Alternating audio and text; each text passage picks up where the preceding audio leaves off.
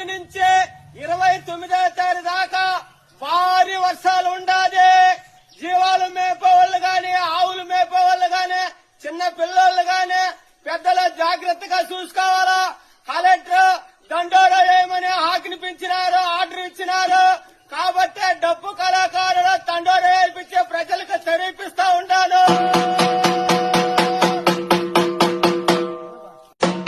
ఈ రోజు నుంచే 29వ తారీఖు దాకా భారీ వర్షాలు ఉండాది.